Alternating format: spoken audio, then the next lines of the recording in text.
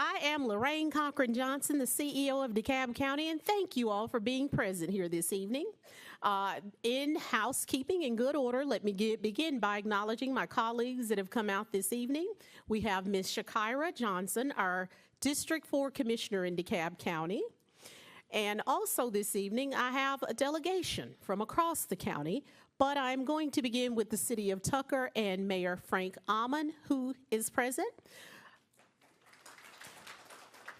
I also see Councilwoman Schroeder that is present with us this evening. Former Councilwoman Ann Lerner. And I hope that I'm not overlooking anyone. Who's back there? Commissioner Ted Terry is also here, and thank you so much for coming out. We also have our Director of Watershed Management, who is not participating on the panel this evening, but we want to acknowledge Mr. David Hayes.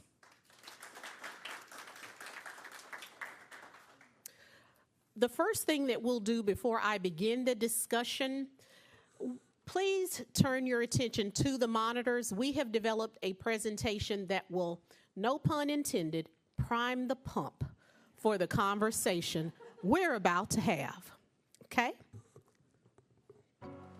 We've reached a pivotal moment for DeKalb County. Our water and sewage flows through a time-worn system that faces growing challenges. You are seeing aging infrastructure that we as elected officials must deal with because, water supply is imperative for economic development and growth. Since 2017, DeKalb has invested $1.25 billion rehabilitating our aging water and sewer infrastructure. This includes fixing more than 165 sewer spill sites, replacing 90 miles of water pipes, and optimizing our systems to save $164 million through cost reductions and increased revenues. At the heart of our drinking water system is the Scott Candler Water Treatment Plant, a facility first built in the 1940s. Parts of this critical facility haven't been updated in decades. In fact, sections of the plant are still original to its construction. Temporary shutdowns due to power outages and control failures have highlighted multiple points of vulnerability, risks we can no longer afford to ignore. Our water reaches the community through large transmission mains, many of which have been in place for more than 70 years and supply critical locations such as hospitals, Emory University, and the CDC. Additionally, no new transmission mains have been installed leaving the water treatment plant since 1974, further highlighting the need for system upgrades. In our neighborhoods, smaller water pipes are also showing their age. Approximately 9 miles of these pipes are older than a century, and nearly 200 miles have been in place for more than 75 years. It's no surprise that for the last decade, the county has averaged about 950 water main breaks a year, roughly 3 a day. But the challenges don't end there. DeKalb's sewer system spans more than 2,500 miles, some of it dating back to 1910. A third of these pipes need rehabilitation. When it rains, the stormwater infiltrates cracked, deteriorating pipes, overwhelming the system, causing spills that impact our communities and environment. Without sustained investments in DeKalb's water and sewer systems, the problems will only get worse. Inflation and rising construction costs, including an 80% increase in ductile iron pipe prices, have significantly escalated expenses for critical infrastructure projects. Addressing these issues requires funding, and that means a rate increase to implement repairs that will ensure reliable services for generations to come. For the past decade, DeKalb County has not implemented rate increases like other utilities, which routinely adjust rates to cover costs. Comparable jurisdictions made annual 4.2% adjustments, leading to a 50% increase over 10 years. Had DeKalb County done the same, future rate increases would be just 3%. Because these adjustments were not made, raising rates now is necessary to invest in critical infrastructure. recognizing that not all residents can afford higher rates. DeKalb has developed assistance programs to provide support while continuing efforts to maximize efficiency and secure external funding. Together, we can secure a safe and reliable water and sewer system for our future. It's time to act.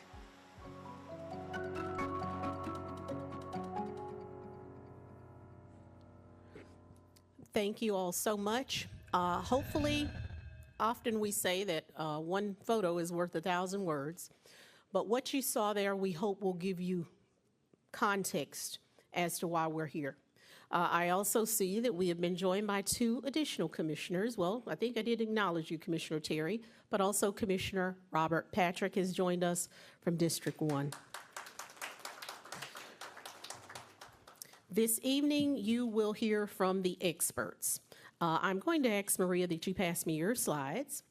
We did include within the presentation a bio of each presenter here this evening, but I'll go through them briefly. Of course, we have Maria Hauser, and she is our Director of Consent Decree and Compliance for the environmental compliance portion of the consent decree.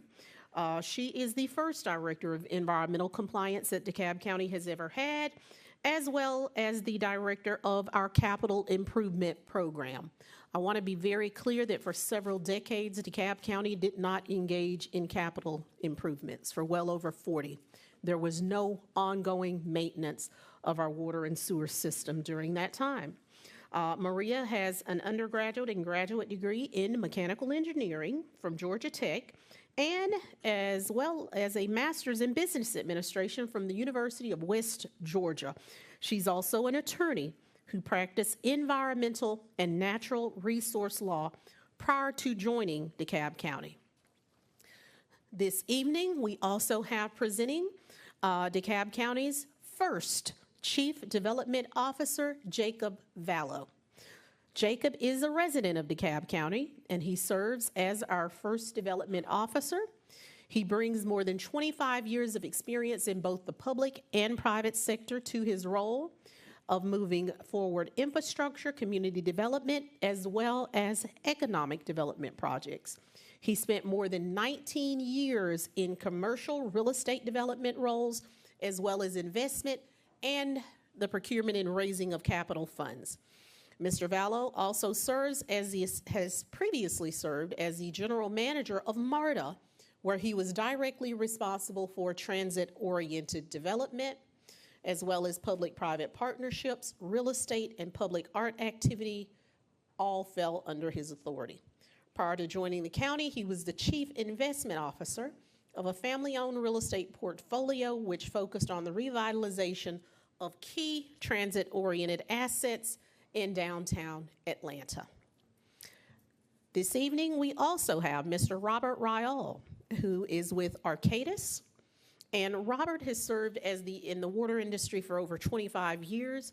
His experience includes providing financial management consulting services on water, wastewater, and stormwater systems. He has experience across the United States and provides advisory services to some of the nation's largest utilities. Mr. Raul is the vice president of Arcadis and leads the firm's financial services practice for North America. We also have with us this evening Diane McNabb, who is the DeKalb County Chief Financial Officer. She has served the county since 2016 and brings 45 years of experience in government finance with over 45 years of experience in accounting and reporting. Prior to DeKalb, she was the director of PFM Financial Advisors and held leadership roles in public finance, securities, and public accounting, including KPMG. A retired CPA, she has served on national finance committees, presented at industry conferences, and was recognized for her excellence in government accounting education. She holds a bachelor's degree in accounting from the University of Alabama. War Eagle. And last but not least, we have Zach Williams, who is our Chief Operating Officer in DeKalb County. and he oversees our daily operations, as well as ensuring efficient service delivery. He reports to the CEO as well as the Board of Commissioners, as outlined within the Org Act of DeKalb County. He has had a distinguished career in public service and has held leadership roles in counties and municipalities across the Southeast. Prior to joining DeKalb County, he served as county manager for Fulton County, where he led capital improvement programs and implemented a nationally recognized health equity initiative. His past roles also include working with Broward County, Florida, as assistant city manager of Coral Gables, Florida. He is an accredited manager by the International City and County Management Association, and he holds a degree in criminal justice and a master in public administration from Cal State University in Long Beach. At this time, we will begin with our first series, and it focuses on challenges and solutions. And Maria Hauser, I'll turn it over to you.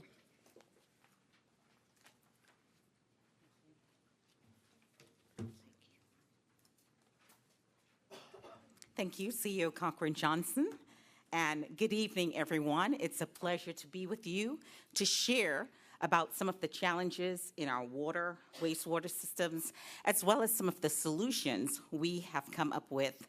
And not just me, we have a host of other engineering and technical individuals who have been working hard on to address the issues with our system. So I'll get into the challenges. As the CEO has mentioned, and we saw from the video, we are at a critical turning point. Our water and wastewater systems have been aging, they've been deteriorating, they have had a lack of investments to keep them updated. And because of that, we are at risk of having a failing system. Therefore, we need to act with urgency to address it. A couple of pictures on the slide there, you're going to see, I don't know how many people remember the Beaufort Highway break, which took over a week. I'm seeing some heads nodding in. Yeah, we have a couple of people who remembered that. In the middle, that is our only water treatment plant. That's the electrical building at the water treatment plant. Those lovely blue posts in front of the concrete barrier, they're holding up the building. So we need some urgent repairs there. And of course, we want to reduce the risk of sewer spills in our community. And that's an example of a sewer spill on the furthermost left-hand side. So everything we're doing is to address some of these critical needs that we're seeing in our water and wastewater system. Before I go on, I want to take us back to the beginning. And you heard from the video that some of our pipes were from 1909, 1910. Well, let's talk about what the population of DeKalb looked like back then. We started around 90,000 people, and we've been growing ever since, almost 9 times as much as when we started really in 1940, per se. So what was happening in the 1940s? Well, we got organized, and we started what Director Hayes is in charge of, which is the Department of Watershed Management. Another asset that was brought online in 1942 was DeKalb's only water treatment plant. Since then, we have added a lot of pipe, but 40% of our system will be 70 years old by 2030. And I'll let that sink in a little bit. The other thing I want you to consider, that red dot there. That represents the last time we installed a transmission main. And I'm not sure if anybody knows what a transmission main is, so we'll talk about it. If you consider the water treatment plant the heart of the water system, and that's where you take water from the river and you treat it to make it potable and drinkable. Well, the transmission mains are the arteries. They actually take the water from the water treatment plant. They're huge pipes, almost my height in size. And they actually take all of the water from the plant into close to our communities. Once it gets closer to communities, you go down in sizes of the pipes, and that's what you connect your homes or businesses to as you go on. So the last huge transmission main was built over half a century ago, and that's critical when we start talking about what we need going forward. So let's again start with the heart of our water system, the water treatment plant, and specifically the raw water intake structure. We only have one in DeKalb County. Other metro area, City of Atlanta, Cobb, Gwinnett, et cetera, they have more than one source of water. Here in DeKalb, we only have one. We take water out of the Chattahoochee River, and we clean it up at our only water treatment plant, which is the Scott Candle Water Treatment Plant. So taking care of those assets are critical to ensuring that we as a community continue to have safe, reliable drinking water that is available whenever we turn the tap on. And that's really our goal going forward. So we need to have a lot of investments, and I'm talking about right now we're looking at correcting a 1942 era plant. Even though we upgraded a portion of the plant in 2007, you still have remnants of the 1942 plant still in existence, still in operations, still generating potable water for DeKalb County. That investment costs around $270 million. And it's something we're going to have to do because we cannot keep on relying on something from 1942 to get us through into the future. All right, now we've taken care of the heart of the water system. Let's talk about the transmission mains again, the big pipes that are leaving from our water treatment plant. Do you see examples of them in the pictures there? They don't look good, do they? Okay. Well, let's start talking about generally how they're undersized.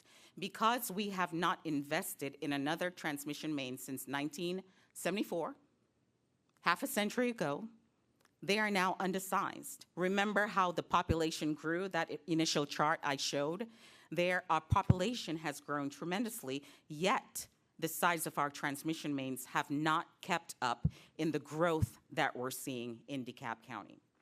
Because of that, to get enough water through the county, we have to apply more pressure to push more water through the transmission mains to get into the water into our communities. So we're suffering from older pipes that are under more pressure. And this is only on the public side of the system. Your homes, you have a safe pressure because you have to have what's called a pressure reducing valve, which connects to the public system. But the public system, to deliver the water to your homes, to your businesses, to your places of work or play, we have to exert a lot of pressure to get enough water to you. Okay, they're clogged. Do you see at the top? A lot of our cast iron pipe, they come up with something called tuberculation. And that's not good. It clogs up the pipe, and it keeps us from sending enough water to our customers. In addition to that, as I mentioned before, they're aged. You know, when you have miles of pipe that are over 100 years old, we have a problem. Catastrophic breaks is what we're seeing now with a type of pipe transmission main called precast concrete. For short, we say PCCP. And what that is, during the 1970s, in the US, manufacturers got kind of creative, and whatever formula they were utilizing to build precast concrete pipe did not work. So pipes that were installed in the 70s are failing before the large pipes we have from 1941, 1953, they are actually failing before. And when they fail catastrophically. And you see an example of that there. So we need a huge amount of investment right now to address that. We're talking about over $160 million just for the first phase to start addressing those problems. Now let's talk about the pipes that are in our community. When you go out onto your street where your meter connects with the public system, we have experienced over 900 breaks. We're doing better. Think about where we were a couple of years ago. We were at 1,200 breaks per year. So we're averaging just below 3 breaks per day. And we need to address that proactively, because could you imagine the cost of just as an emergency, you have a break there, you got to run and fix it. It's always more costly to react and perform something on an emergency basis than being proactive. For instance, changing the oil in your car and the coolant and the filters are a lot cheaper than experiencing an engine blowout. And a lot of times, we're just blowing out 963 times last year.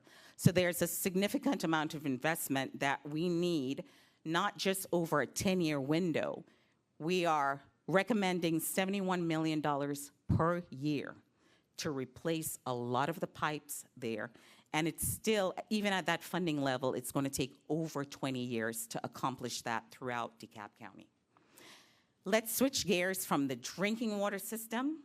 After you've utilized drinking water for cooking, cleaning, washing, dishwashing, taking showers, using the bathroom, now you're generating wastewater. And we need to remove that wastewater through your drains and pipes in your homes and take them to the water treatment plant for cleanup. On the wastewater side, we are experiencing the same problems as the water side. Matter of fact, we were experiencing so much issues of having undersized sewer system, which is another word for wastewater, that the EPA, federal government, and EPD, state of Georgia government, came to DeKalb County and said, we are forcing you to fix your system along these parameters. And that was agreed on and taken before a court where Judge Grimberg, he is sitting now, he is in charge of our consent decree. So these are court-ordered actions that DeKalb County needs to take to protect the human health and the environment by reducing the risk of spills in our communities. So we have a huge task ahead of us to ensure that we're complying there. One of the projects that I want to highlight that we have to get done under the consent decree, and we have poster boards as you entered the library, they were lined up on the wall there, and it is the projects related to replacing our huge trunk lines. So they are the equivalent of the transmission mains on the water sides. I told you the huge pipes. Well, you have similar large pipes on the wastewater side or the sewer system. Now these pipes, I could fit into them, and we have an example there, but we plan on replacing some of the pipes that are aging, cracked, have holes in them with 72-inch in diameter pipes, and that is a lot taller than I am. So that is going to be a huge task. It's going to impact about 700 properties running for 28 miles, but importantly, you'll see what it's going to do to the interstates. We're going to have to go under Interstate 20, Interstate 285, Interstate 85, in addition to crossing 4 state highways within DeKalb County. It is a challenge, and we need funding to do that and accomplish that. After we've dealt with a lot of immediate emergency critical issues, we still have to maintain our system by industry standards. So what's the industry standard? Typically, you need to replace at least 1% of your system each year. So let's step back. To do that, you would assume that any of your pipe assets would last for 100 years. And that may not be a good assumption. We may need to think about, well, our pipes may last 50 years or 75 years. But right now, our aim is to replace each pipe at 1% each year. We have 6,000 miles of pipe in DeKalb County. And to give you an idea of what that means, we could travel from here to San Francisco and come back, and that is 6,000 miles. That's the amount of pipes in DeKalb County. It's larger than the city of Atlanta. So to do that endeavor, just assuming that our pipes are going to last for 100 years, we need an investment of $210 million each year.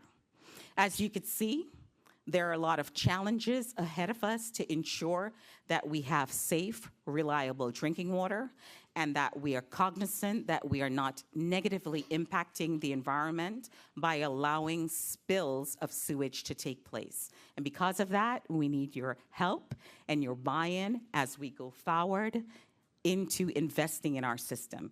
And my colleague, Jacob, is going to tell us about the benefits of the investment that we're going to make in the system. Thank you.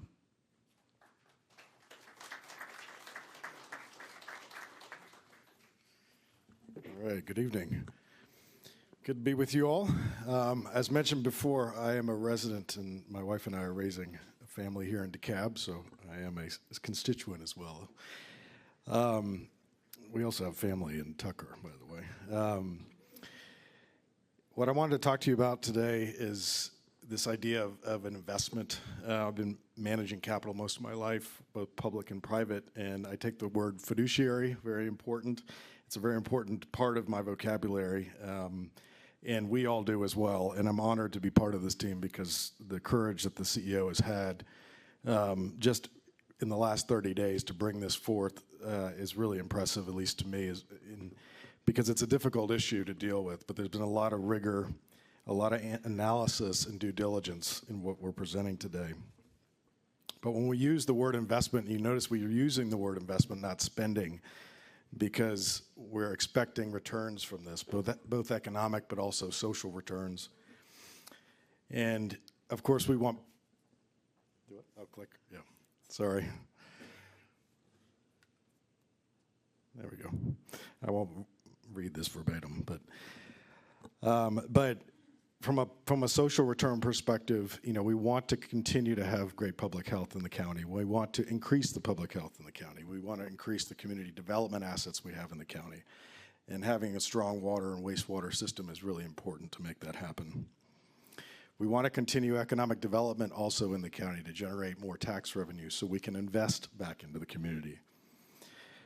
And, you know, our CEO has a phenomenal vision, and I'm, again, happy to be part of this team. We strive to be the #1 county for quality of life and to do business. And we must take this action to set us on the right path to get there. Another series of benefits that we see by making this investment is we'll have the financing in place to meet our modified consent decree obligations. So this is really important as it relates to the DOJ, because when we're proposing something, we want to be able to propose it from a position of strength. We'll also increase our water reserves by 60% and ensure that when the tap turns on, the water will flow. And this is obviously not only important for residents, but also for businesses to continue into the future and be resilient. We want to improve the quality of life throughout the county by reducing the sanitary sewer spills to our waterways. And importantly, we want to preserve the residential and commercial property values. And I want to put a finer point on this, because if we are not delivering water and wastewater, businesses won't move here, other residents won't move here, and that will have a negative effect on all of us. DeKalb will have the capacity for new economic development for more jobs, and just with this capital investment program alone, we expect both temporary as well as permanent jobs to total 6,427 over the 10-year period. And we'll also protect our investment-grade credit rating, which our CFO will talk about a little bit. We had a group called KB Advisory Group. They do a lot of work throughout the region, throughout the state. And they calculated that a cost of inaction, if not moving forward with this rate increase, we'd look at a little over 1% of a loss in GDP over the 10-year time period. And that amounts to $1.16 billion.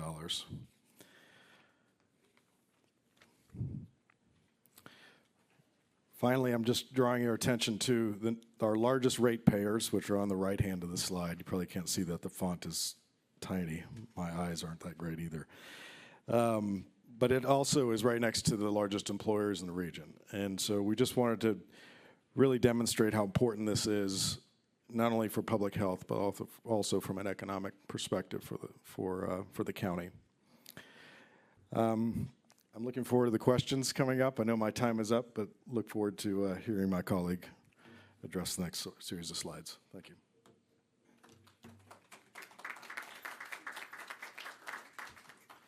So I'd just like to start by thanking all of you for giving us some of your time this evening. I know this is a very important topic. Again, my name is Robert Ryle. I'm with the firm Arcadis, which is a global engineering and construction firm. I lead the firm's financial services practice, and we focus on financial and rate issues primarily for water and sewer utilities. And this gives me a very unique perspective because I work with many utilities like DeKalb County around the country. And one of the things that I can assure you is that the challenges that the water and sewer system is facing and the investment that's needed is not limited to DeKalb County. This is really a nationwide issue. Many of my colleagues in the industry are calling this an infrastructure crisis. And so I want to show you just some industry information right around this crisis. I want to show you how other utilities are going about funding their infrastructure investment needs, and I'll show you how DeKalb County is planning on funding these infrastructure needs over the next 10 years. So this is information that is prepared by the American Society of Civil Engineers. They undertook a study to estimate how much infrastructure investment is needed in our water and sewer infrastructure throughout the country. Over the next 20 years, they estimate that number is $3.3 trillion. 2.2 trillion of that 3.3 is currently a gap, right? It's unfunded. There's not currently a mechanism to fund that amount of infrastructure investment. So this is truly a nationwide challenge that our country is facing. I threw out a big number. Trillions of dollars, right? We often hear about millions, billions, and trillions. I like to put this in perspective. This is what $1 billion looks like. DeKalb County needs to spend 4 times this amount over the next 10 years in order to fix the breaks and the leaks and the issues that you heard about this evening. This is what $1 trillion looks like, right? Our nation as a whole is facing over 3 times this amount, right, in terms of a need in investing in our water and sewer infrastructure. This table is information. This is from the American Water Works Association. Every year they undertake a study. It's called it's basically the challenges associated with the water industry. This is a list of the top 15 challenges that the industry is facing.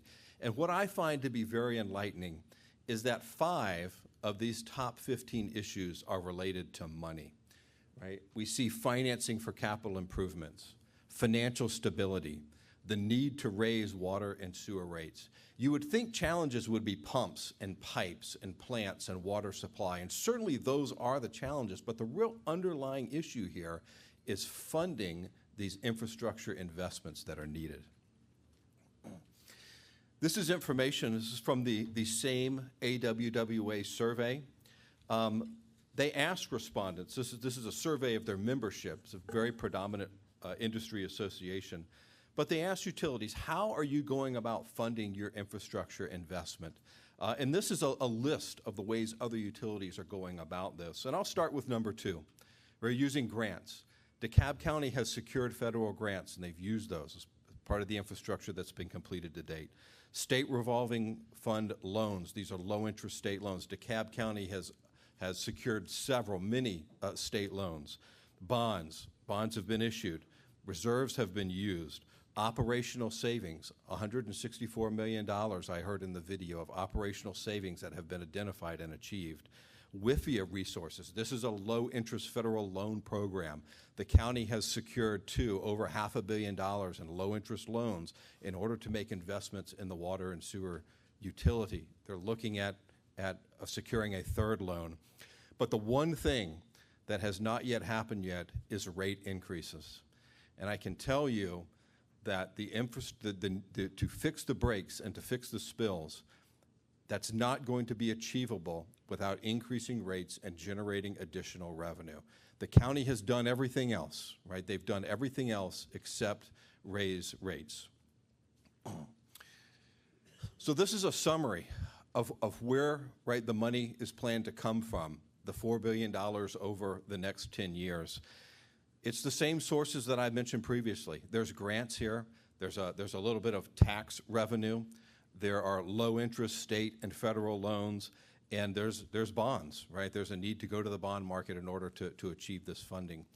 This funding can't happen unless it's supported by revenue. To secure loans, even low-interest loans, you have to have the revenue to secure the loans. You can't repay loans, even low-interest loans, if you don't have the revenue to do that. All of this has to be supported through revenues of the system. And this is my final slide. But one of the things that we have done for the county is we've looked at a group of comparables. So these are other water and sewer service providers. Many of them are service providers here in the Atlanta metro area. Others are large water and utilities like DeKalb County throughout the country. They're similar in size and makeup. They also have EPA consent decrees that are mandated. And we looked at these comparable utilities and how they have adjusted their water and sewer rates over the last 10 years. On average, these utilities have adjusted their rates by 4.2% each year over the last 10 years. Over the last 10 years, DeKalb County has had one rate increase. It was a 6% rate increase in 2002. Okay? 4.2% each year over the past 10 years is equivalent to a 50% rate increase. If the county had implemented 4.2% rate increases over the past 10 years, we'd currently be looking at about 3% rate increases going forward. All right. So with that, I'll turn the presentation over to your CFO.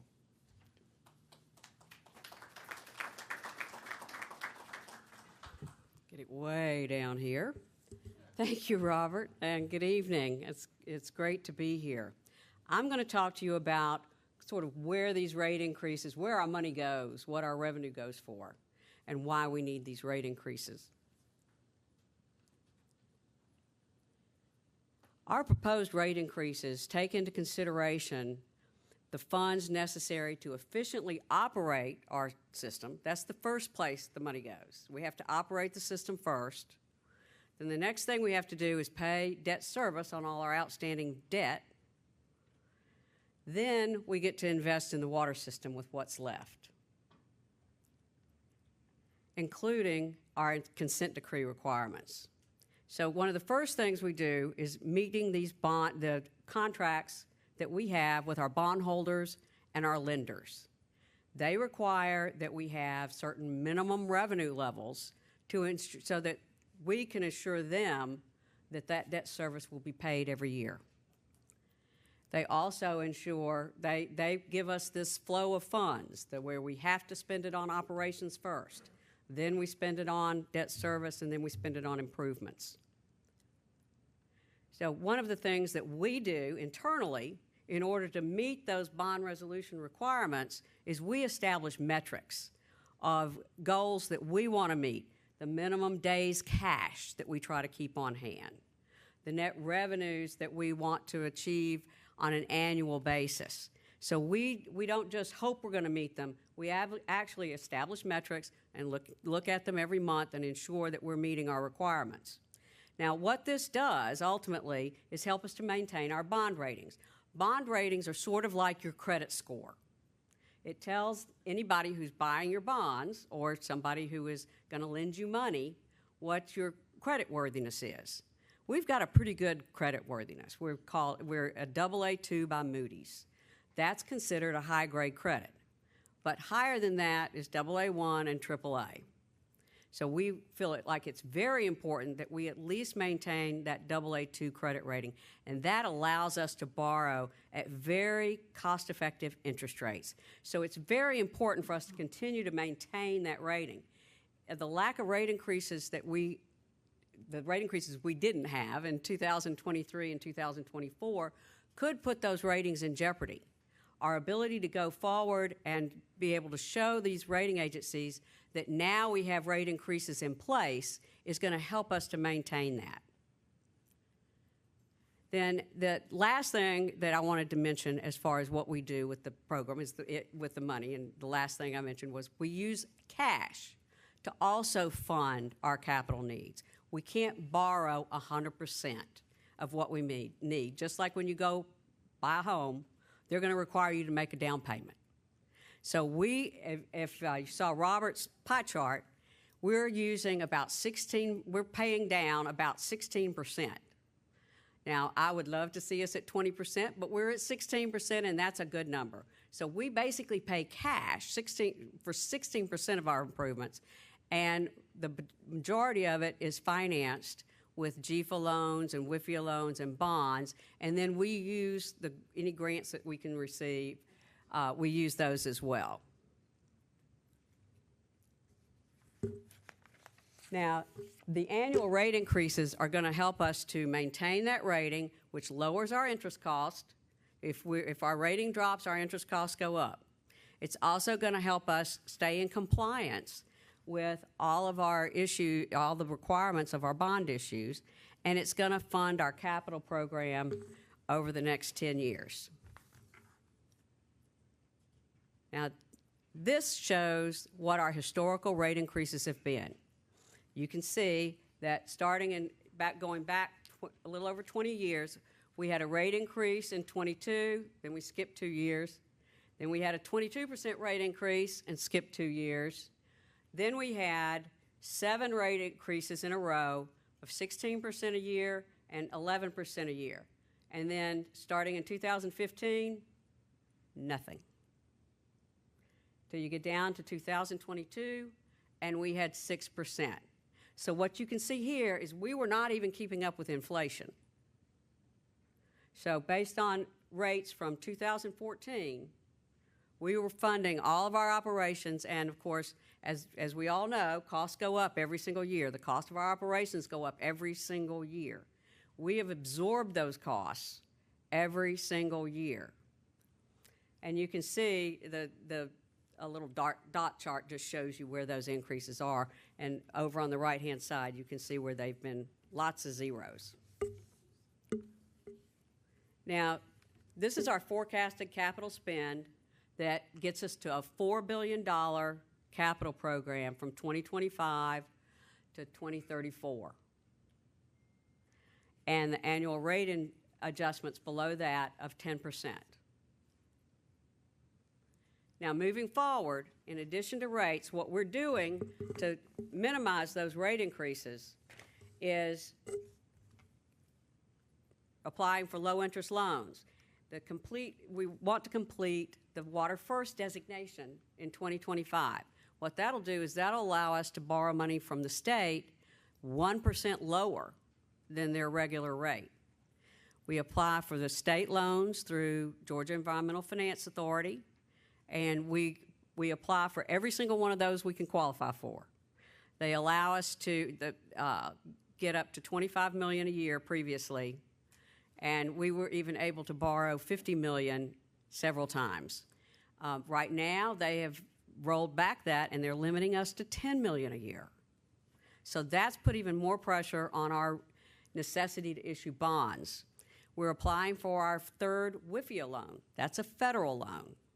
At this point, we've got two. We've had about $500 million funded by these federal loans. We want to borrow another $200 to $300 million from them. But at this point, we don't know whether that program will continue. We may not have access to those funds moving forward. Now, we will continue, and as we fix these breaks and such, that lowers our operating cost.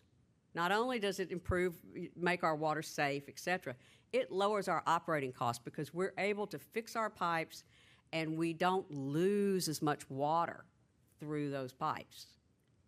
So with pipes that are cracked, et cetera, we lose good potable water through those cracks. We fix those cracks, we're not going to have to produce as much water. It's going to reduce our cost. Then we're going to continue to apply for grant funding. We've been able to get several very attractive grants. We got $40 million recently, and we will continue to do that. But again, we don't know how these grant programs are going to continue. We're going to continue addressing past due accounts and asking people to pay their water bills.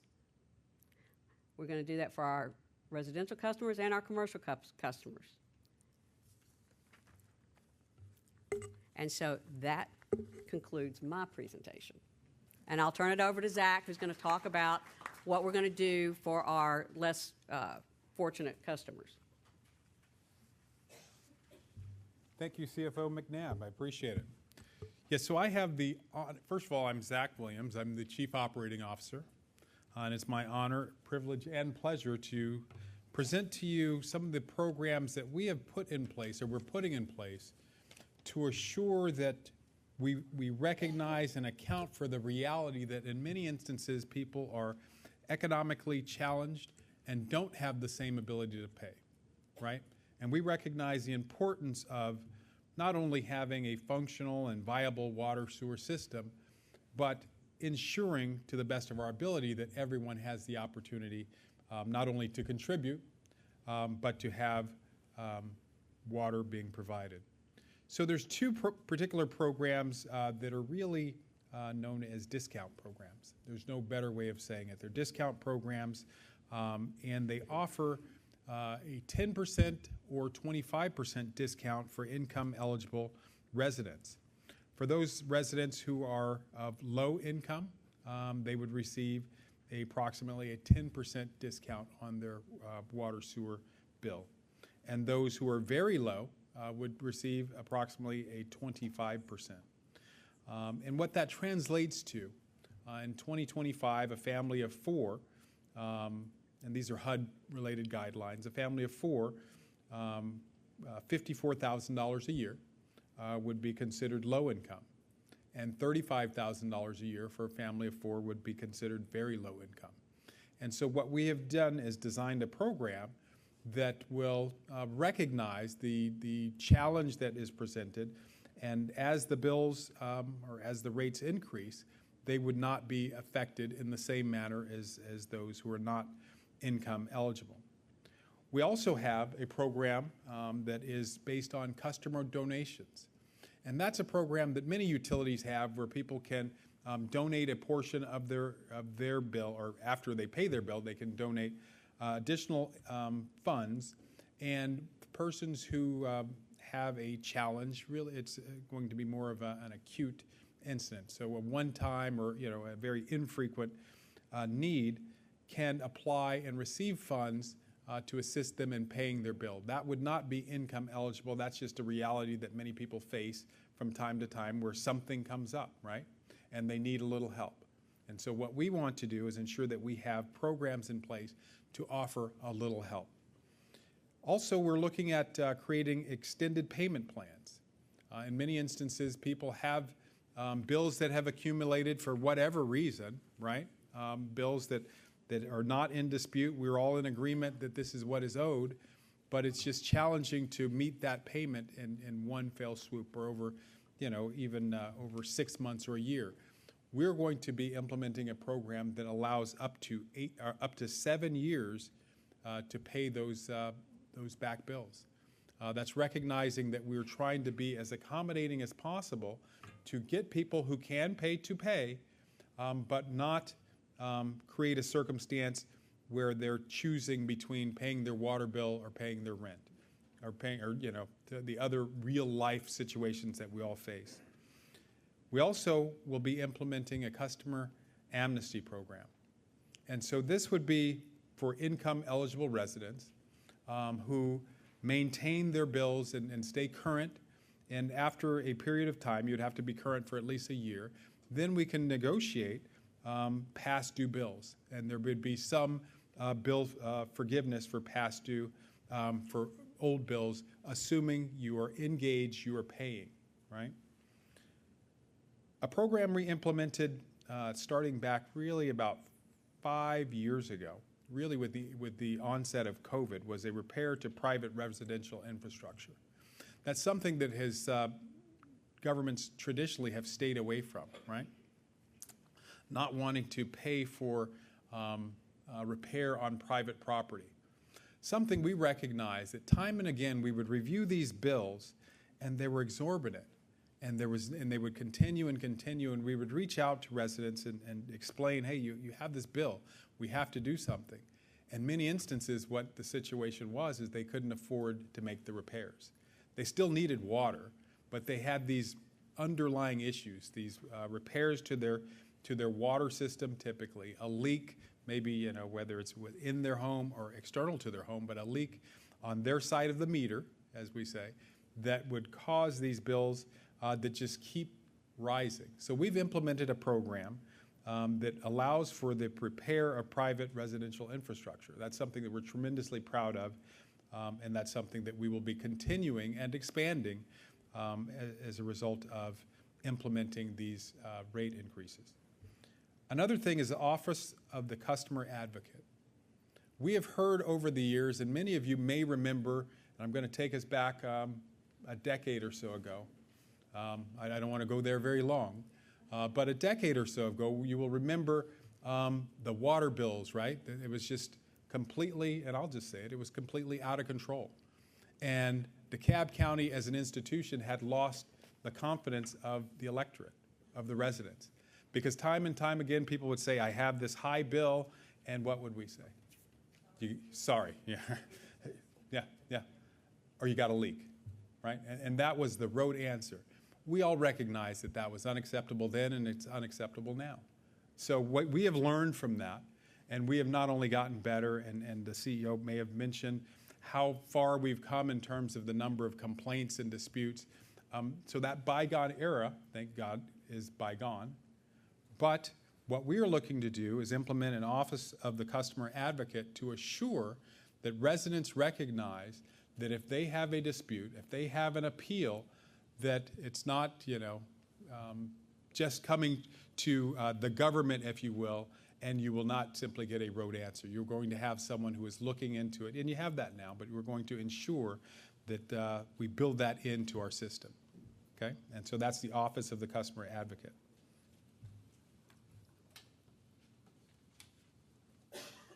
And so I've touched on each of these. This is kind of highlighting. That's emphasis added. So what's our commitment to the community? We've carefully evaluated the investment opportunity, and we're confident that it will address the needs and benefit the residents for generations to come.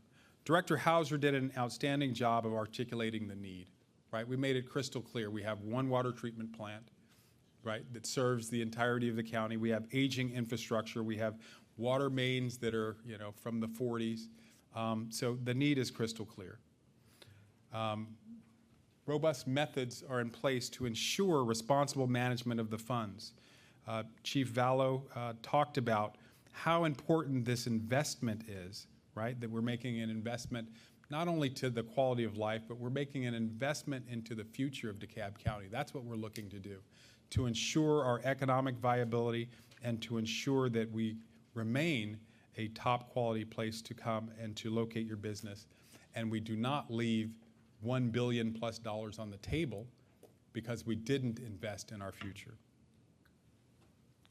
We have identified the members of this is just a few, this is the tip of the iceberg when it comes to our team.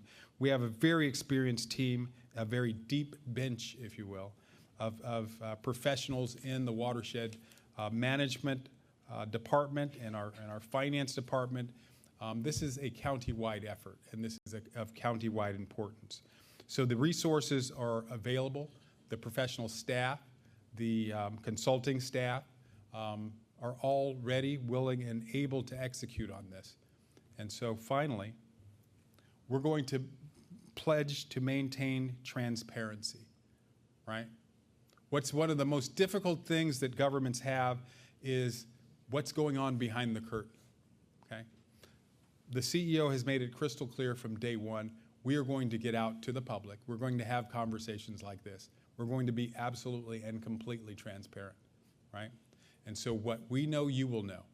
And we're going to share in these issues because we recognize that we're in it together. And so as residents, you have a right to know what's going on. You have a right to know where your money's being spent. And so that transparency is something that will be critical to our implementation of this strategy. Part of the transparency, all presentations are going to be available here. You have it in your handout, but you'll be able to track at any point. Here's where we are, here's what we said we're going to do, and here's what we did. Okay? So I thank you very much, Madam CEO. I'm concluding my presentation, and I will turn it back over to you.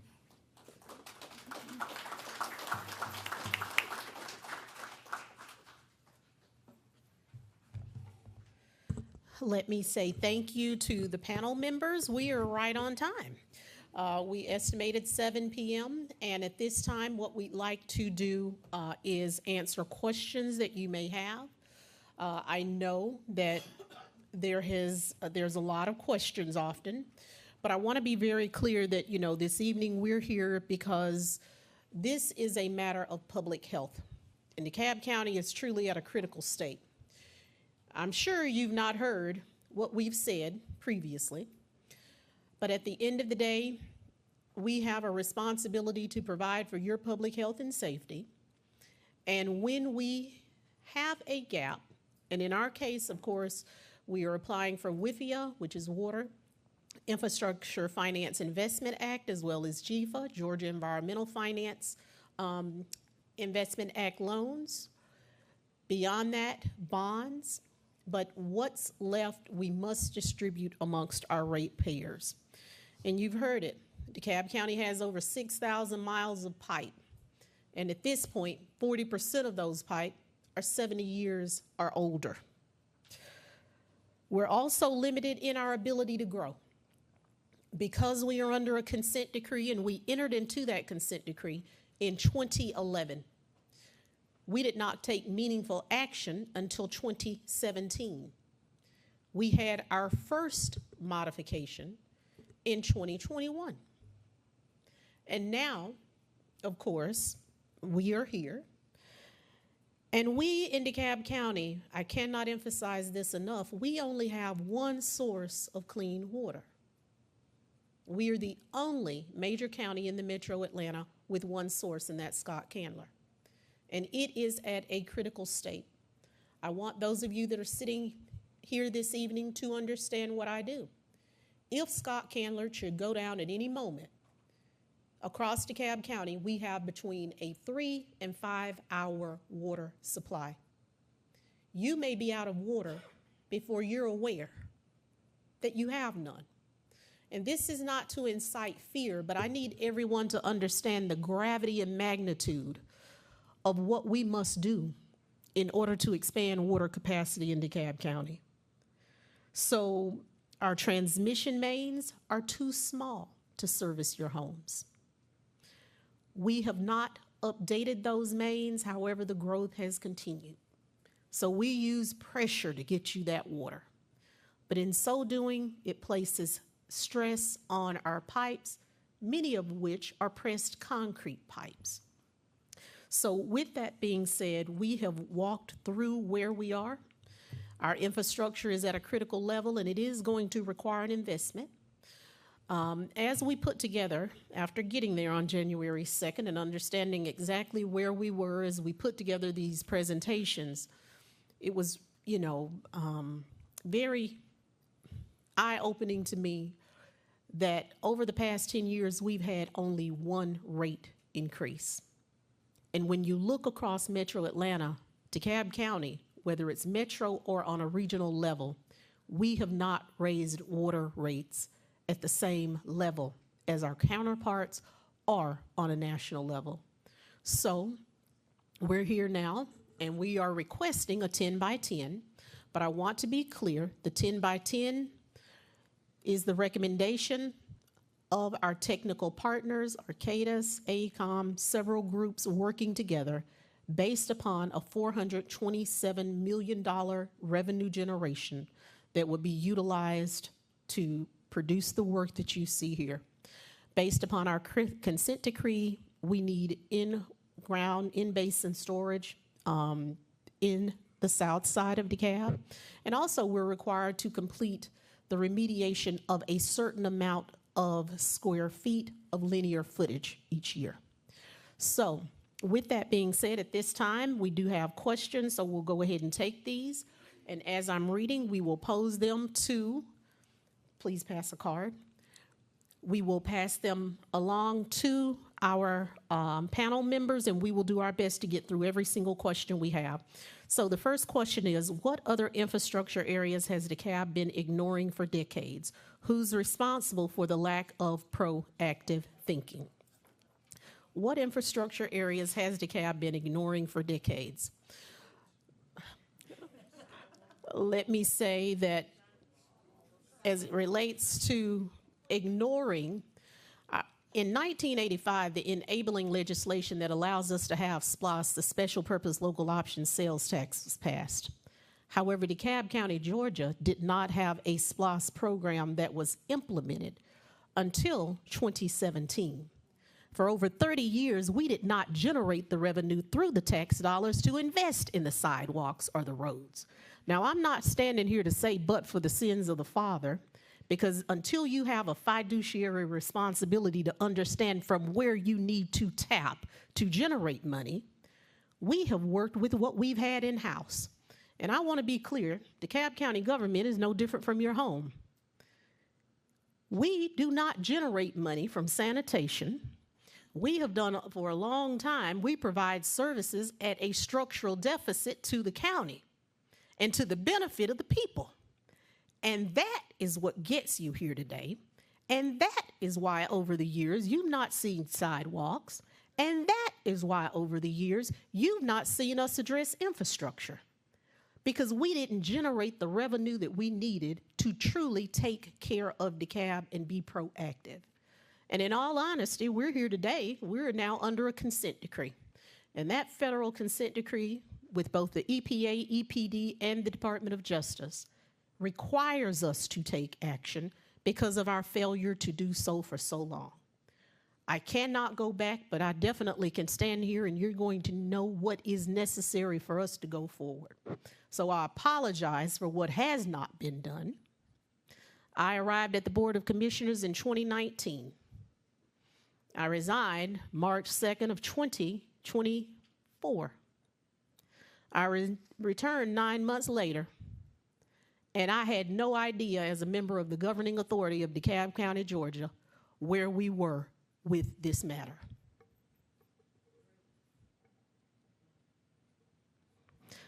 Second half of the question, what accountability measures will be put in place considering DeKalb County's history of financial mismanagement, faulty meters, problematic watershed leadership, etc.? And this is a good question. And I want to say, as it relates to the faulty meters, I can remember sitting in my home, like any other resident, watching that play out and seeing the enormous amount of folks reporting down to 1300 Commerce Drive. During that time, we were averaging per water bill 2,000 disputes. We are now down to 59 disputes per month.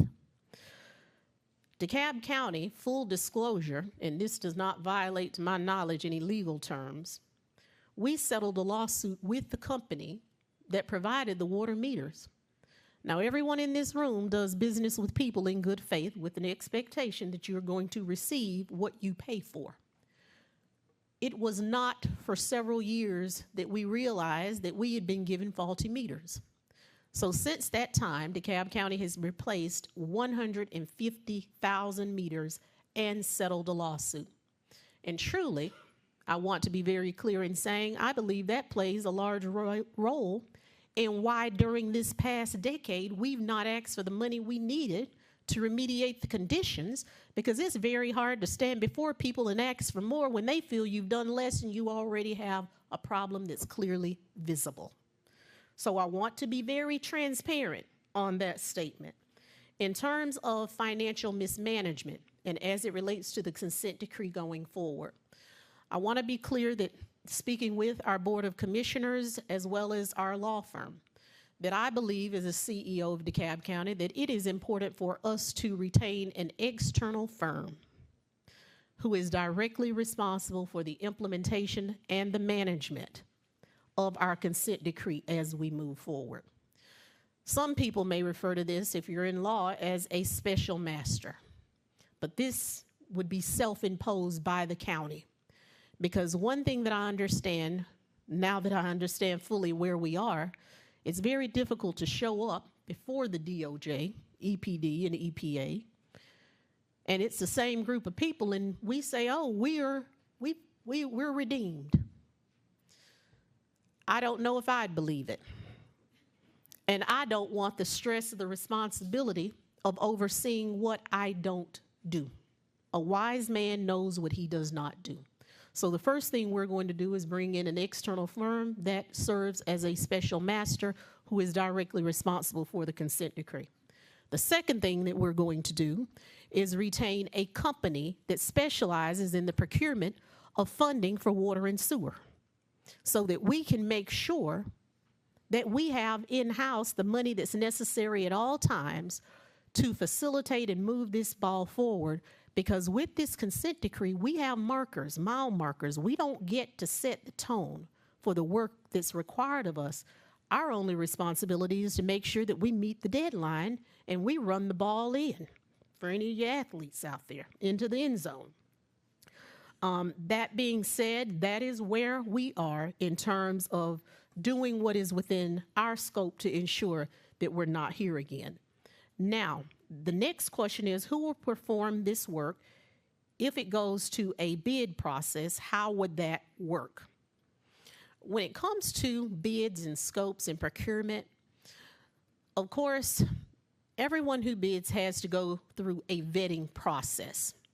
And there are certain legal requirements in terms of liability insurance, certain certificates that are required for the vendors. And thereafter, it is a matter of procurement. Commissioners don't pick and choose who service projects. I want to be very clear, that becomes a very gray and ethical line. So please don't call our office over contracts. If you are a licensed and credible bidder, you can go online to www.DeKalb County GA. Once you're on the home page in the far right corner, there is an hourglass. Type in "do business" and it will take you to iSupplier. You are free to upload your business license, your insurance documents, and thereafter you will be contacted. Once you have gone through the vetting process and we know that you can provide the service, you will then begin receiving notifications of bids, RFPs, as well as RFQs to provide essential services to the county.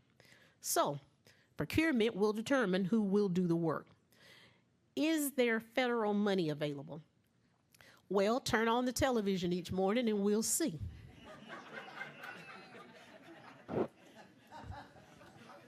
I mean it. I'm just at that point in life where we're just going to tell it like it is. Probably a week ago today, all federal spending was brought to a screeching halt. However, a judge got involved and said, you can't do that to people. Now, I want to be very clear. Had that worked, our WIFIA, Water Investment Finance Act funds, it would be affected. So I want to be clear. Today, we have the ability to apply. Tomorrow, I don't know. But the one thing I can stand here and say to each one of you with certainty is that the consent decree for us is not an option. They don't care whether the federal government gives it. They don't care if it comes from the state. They don't care if it comes from ratepayers. They don't care if we bond. All they care about when Maria Hauser shows up each quarter is how many miles of pipe have you laid and where are you with meeting your guidelines. So I want to be clear there. I am a ratepayer. I want to do everything I can to offset my liability and yours. I represent you. I am not here to hurt anyone, but I have to be clear we don't have the option not to do. Now, the next part of this question are folks who stopped paying because their meter/bills were messed up now paying their bills. We've gotten that down to 60 people last I checked, and I'm getting an affirmative there from our CFO, Diane McNabb. We now have 60 people that are on the wrong side of the aisle, and we will continue to work hard to redeem them. And I also want to say to you all, because I do not want to be difficult, but I do want to be realistic. And in some ways, I blame us for some of y'all going so far awry. If you have difficulty, and I want to be clear, we understand difficulty for whatever reason, whether that's a medical reason, reach out to us. We have a DeKalb Cares program, and we will provide you with resources to pay your bill. But it does not work, and I want to be clear, for you to be consistently delinquent with us. I think after 90 days of not paying for anything, you ought not have it, because it's just unfair to ratepayers across DeKalb. So that is my wish in DeKalb County, and that's where we're going to go. Okay?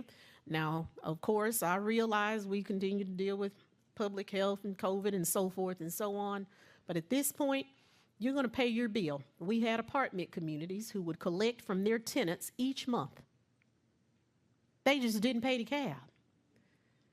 And because it's difficult to hold the ratepayer accountable when they've handled their part of the bargain, we continued servicing them.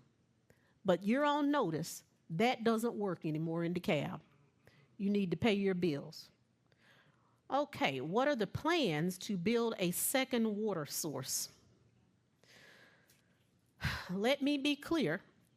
As we talk about growth, we know at some point it's necessary, but we're not there yet. We need to remediate Scott Candler, and we need to build the in-basin storage that is required under the consent decree. When that time is appropriate, I'll be the first to tell you. But at Scott Candler, aren't we looking at about $3 billion? Yeah, so 270 million for the clear wells as well as the high service pumps, and then an additional 50 million for other projects.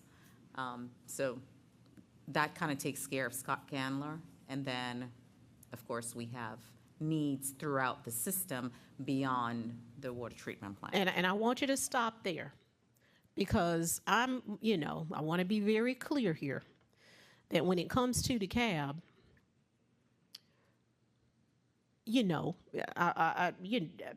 it seems over the years, and I want to be very clear, for 70 years, more like maybe 65, we did not have a capital improvement plan. I don't know anyone who continues to acquire when they have not adequately taken care of what they have. So I want to be clear.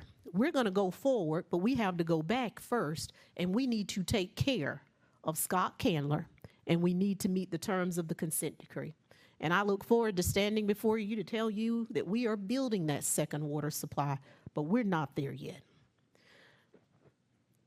Next question. While we catch up on the infrastructure, are we also slowing down approving new development that increase the burden on the system? This is a good question. I want to be clear that we're in, for lack of better words, such a bind that we don't just get to issue water credit. I don't know if Mayor Almond is here, but I know that several members previously of the Tucker City Council was, and many of you may be familiar with the Pepsi company that developed here. And they did not have the water sewer capacity for that plant. DeKalb County split it with the builder of Pepsi so that they could move forward with the project. Because what happens is, if we do not have the water sewer capacity, we can't issue you the hookup, or each time that we do, we face a fine from the EPA. So I hear the question, but you don't have to worry about us putting stress on pipes, because everything that we do as it relates to issuing water credits and hookups, and that is why this is also very important, because I want to be clear, this disproportionately affects DeKalb. The majority of our issues are in South DeKalb, south of Memorial Drive. I want to be very clear there. And we cannot issue capacity that we do not have, and that limits growth. there are projects that are waiting to move forward. And that's why Jacob Vallow sits here. And until we expand capacity, we simply can't issue the hookups. And we do have a CAP program. Attorney Hauser could talk about it. So the EPA, EPD, and EPA, they allow us to issue credit as we build capacity. So would you like to explain how that works so I'm not the only one talking? So quickly, as we fix the system, and let's say we prevent stormwater from entering the sewer system, taking up capacity. So let's say we fix the system and we prevent 10 gallons of stormwater getting into the sewer system. We are allowed to have 1 gallon for someone, whether it's a homeowner, a mom and pop business, or even larger businesses to connect to the system. So that's one aspect of the cap. The other aspect, and CEO Cochran-Johnson touched on it with Pepsi as an example, we have a policy where larger development, they would come jointly with DeKalb County, put up their investment, we put up our investment, we fix the sewer system together to generate enough credits for not only them to come in with their business, but they also contribute 10% to the community so that homeowners don't have to contribute, mom and pop, churches, schools, other community necessary entities could benefit. And we are projecting over the 10-year period that DeKalb County will invest about $21 million over that 10-year period, but our development community would likewise invest $70 million to help us build out the system. Thank you.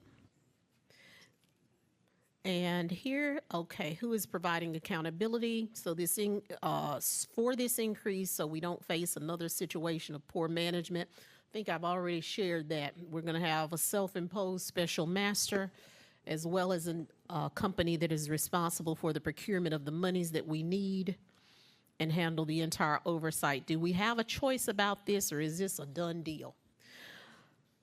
Well, I stand before you and I say I don't get a vote. I'm now the CEO, not the commissioners. So the authority to bind us and indebt us is directly vested in the 7 commissioners. However, I say things sometimes in a jovial way, but I want to be very clear. I would not be here if this was not necessary.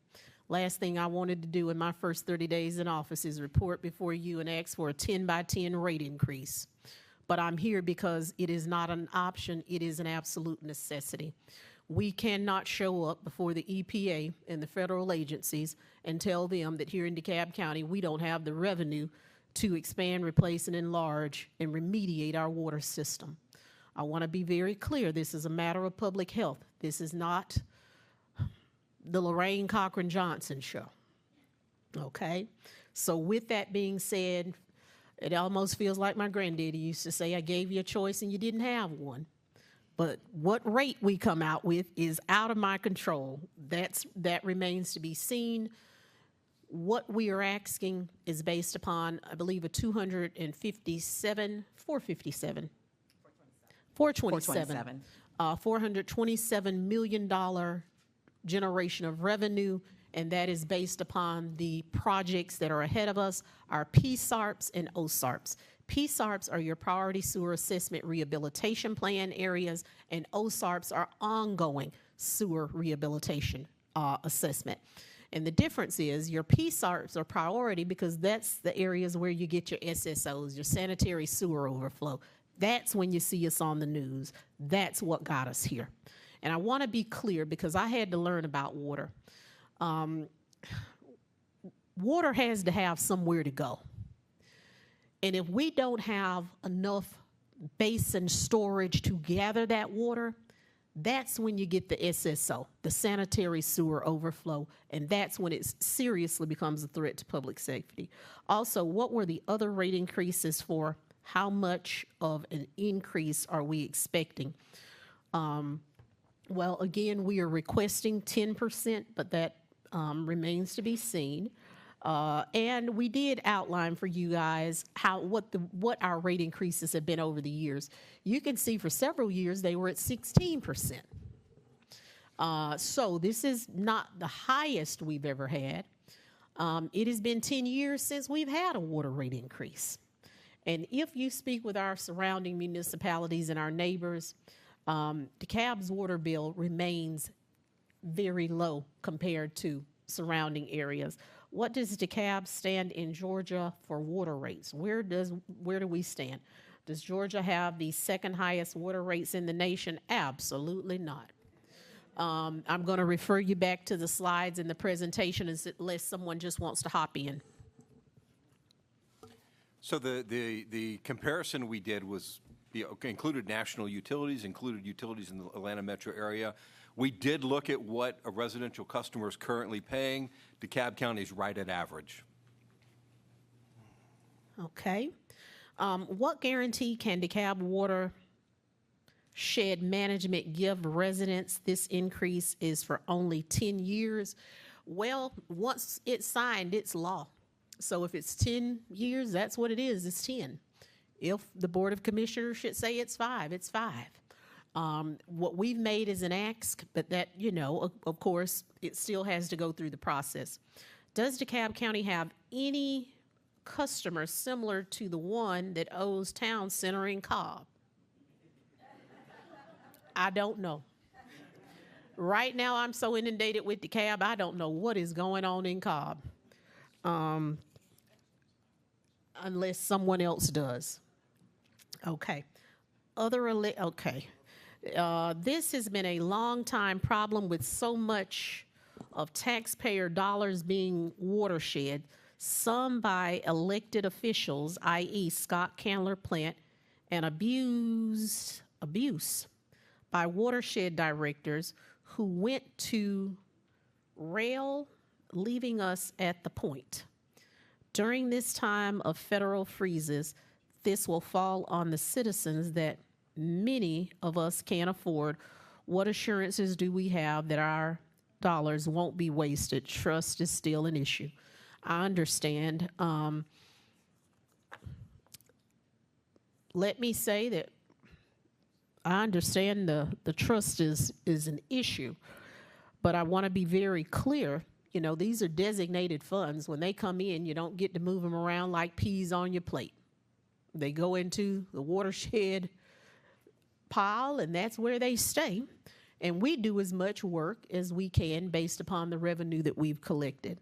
So, again, as it relates to the federal government and the freezes, I can't speak to it. Just tune in every morning and see where we are. And number 2, our water sewer rates have increased over the last 8 years. This is a major increase, and understand the consent decree is mainly for the northern area of DeKalb, but impacts us all. Can you explain? I want to be very clear. We can stop that here tonight. The south side is honestly in a bad state because we need the in-water storage basin. Let's be clear. And it's really affecting the future of economic development. I can't speak for where we were. I can speak only for where we are. And I want to be very clear in saying that this affects us all. Right now, Attorney Hauser has expressed, and I hope you understand, we are using pressure to reach South DeKalb. Can you speak to that? Because I want everyone to understand. You understand this question. So let's start with the transmission mains again, the arteries of our water system. To get water from the water treatment plant, which is the northern part of the county, you have to overcome a ridge called the Piedmont Ridge. Additionally, because we have not added capacity to the water system in half a century, our pipes are too small. So you have to apply additional pressure to get water to South DeKalb. South DeKalb experiences pressures between 150 pounds per square inch and 200. At your homes, so on the beyond the pressure reduction valve, we really should see between 40 and 60 pounds per square inch. So to get water to South DeKalb, we're having to overpressurize the public system to get it there. Our engineers at AECOM, and some of them are here today, they have calculated, as we continue this process, we will have to make a critical decision in DeKalb County. Either we want to continue growing and bringing in jobs, bringing in grocery stores to food deserts in South DeKalb. We will have to choose between that and continuing to serve South DeKalb. You cannot do both with the current system unless we invest in adding additional transmission mains. So I want to be clear. In the coming years, and I'm talking about within the 10-year window, you will have less flow in South DeKalb if we continue building additional housing units, building additional grocery stores, doing construction throughout DeKalb County. So it's going to become a decision, one or the other, or go ahead and invest utilizing the 10 by 10 where we could build out an additional 60-inch main that will act as a loop of 11 miles and the newest transmission main in 50 years. Thank you for that. I want everyone to understand right now we are applying 3 times the pressure that we should in order to move the water down to South DeKalb. When it comes to water and gravity, it's real. I don't know any other way to say it. Hopefully we understood. And Commissioner Patrick, did you have a statement? Could you go back to the slide where it shows the pipes that are failing? Because the pipes are undersized, first of all, but the point that needs to be driven home is just like our arteries as we get older, they get smaller and smaller, and that's part of the problem that is happening. Thank you. Thank you, Madam CEO. If you can go back to the slide that showed the pipes that were failing, yes, part of the issue is the undersizing of the pipes, but as we get older, our arteries get stuff and get blocked up. One of the slides there shows all of the blockages that's naturally occurring within our pipes, which is a concern. And that just ultimately means that the county has to put more pressure on those pipes, which increases the likelihood of a failure. Thank you. Understood. And what it's called tuberculation. I'm learning all these terms, is what you see. And some of you may be familiar with, we had a water main break, literally my first week in office, that occurred over on Claremont Road. And over the years, I will sometimes just show up when we are dealing with larger mains, because that particular main was a 30-inch main. But some of the, yes, and that was actually installed in 1941. But what you see there is called tuberculation with the buildup. And for everyone in here, fats, oils, and grease, and we deal with certain issues in certain parts of town, let's be clear, is a huge problem in South DeKalb. And also anyone in here that uses baby wipes, do not put them in your sewage, because I'm telling you, when we open up those pipes, it looks like white sheets. And although they say they're flushable, they are not biodegradable. And I think all of them ought to be sued, because everyone has them sitting next to the toilets in the restroom. And those are not flushable. They cause problems and they cost us money. So stop that, okay? And let's see, I don't want to confuse myself. This is a good question. Do you know where the pipes are located by age of the pipe? If so, will you start with oldest pipe first? We do, but we still have some scoping to do. To be honest, I'm told, if legend is correct, that we did not know the scoping of many of our pipes. So during the first few years, well, the first years in 2011, when we were put under consent decree, it took us multiple years to determine where the pipes were and the ages. So I'll let Attorney Hauser speak to that.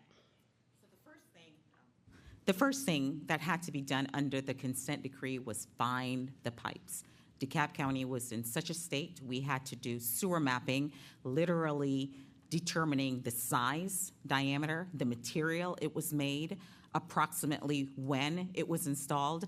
Some of the records were kept by hand in papers, in boxes at Roadhaven. Some of them were on drawings, and they had to be inputted into the GIS system. Once you know where your pipes are located, where your manholes are located, then you have to assess them and figure out, okay, what's the condition?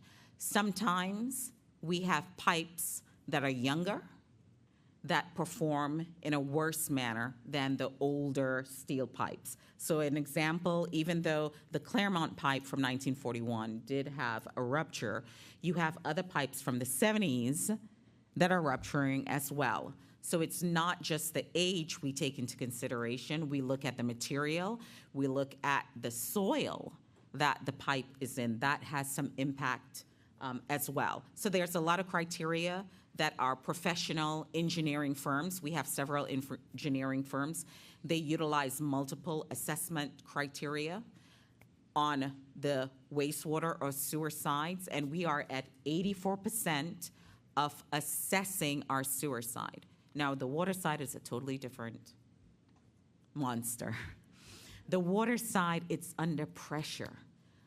All of your water pipes are under pressure, so it's very difficult to analyze your water pipes. First of all, our water pipes from the plant, I'll use my hand as an example, they reach out literally on my fingers.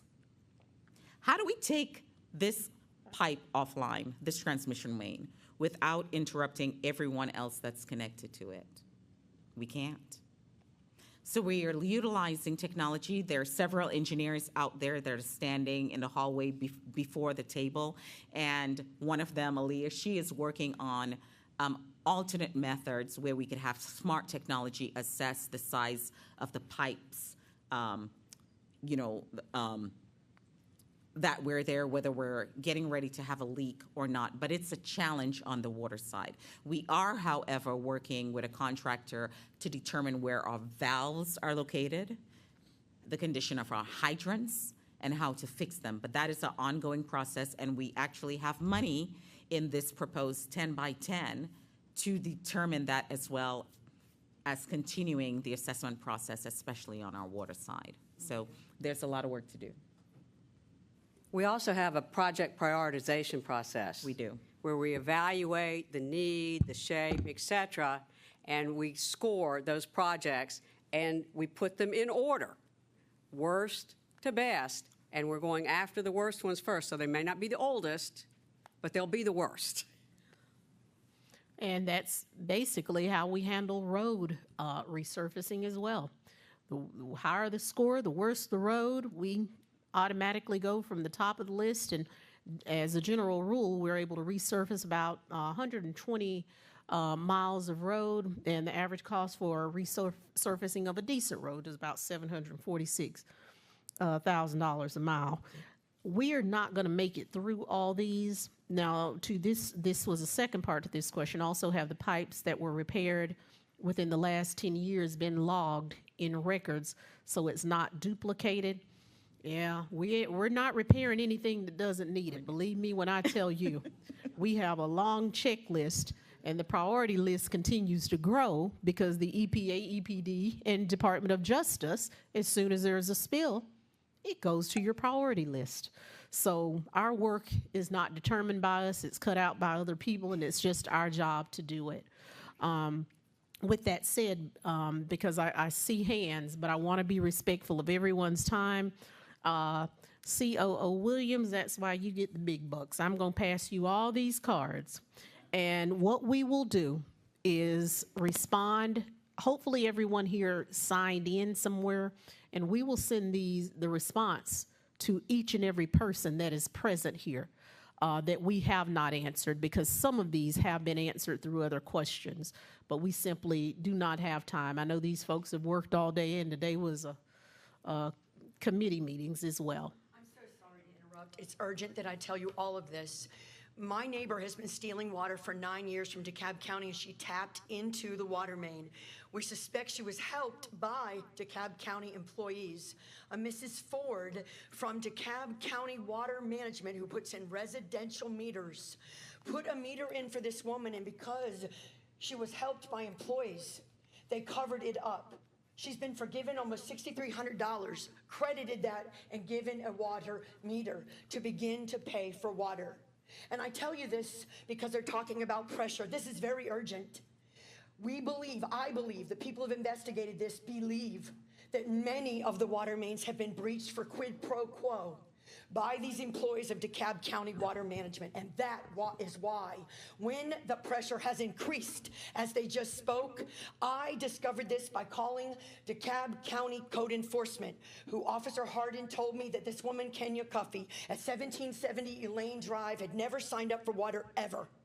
And she got help to hack into the water main. But she began by putting in a PVC jumper pipe to cross over from her property into my landlord's property. By the grace of the Lord Jesus Christ, I have uncovered this. And if you are not forgiven your $4,000, $5,000 bills, I want an attorney to file a class action lawsuit for every single resident of DeKalb County to get 9 years of free water and sewer like Kenya Cuffey at 1770 Elaine Drive. And I came here missing buses, having no transportation, walking by foot to come to help all of you. And I hope I get a whistleblower reward for this, because none of you deserve the BS that the last administration left. I don't blame, I respect this lady, Madam Cochran-Johnson, but I will not allow Kenya Cuffey to get away with it, or Mrs. Ford to get away with doing this, and I will bring them up before the ethics committee. That Director Hayes knew about it, Michael Thurman knew about it, they covered it up. And it must be addressed. And if there's an attorney in this room, someone needs to represent our interests. And our senators, Ossoff and Warnock, have said they will go to the feds for $20 million to fix the infrastructure. Stop coming to us when your employees have committed these frauds. Stop taxing us. Do your freaking jobs. And that is all I have to say, and it wasn't a question. You better fix it. You better not tax us. You better not raise it. You better go to the feds, and you better fix this corruption, and you better fire the employees that have done this crap. The director is responsible. It trickles down from the top. I was also disrespected by Hardy, who is the director of code enforcement, and he tried to cover it up. Ma'am? That is it. I'm Kathy Doobie, 1774 Elaine Drive, and I need a lawyer. Thank you very much. Have a great day. Thank you, and Ms. I'd like my name Doobie. to go first on the class action. God bless you all. Thank you, Ms. Doobie. And let me say that anyone who has an issue, just send an email or call me. Ever since January 2nd, I'm there at about 6:45, and we answer the phone, and we will take your issue, and I promise you that we'll see it through. Ms. Doobie, I hear you, and I'm going to find out what's going on there, and I'll report back.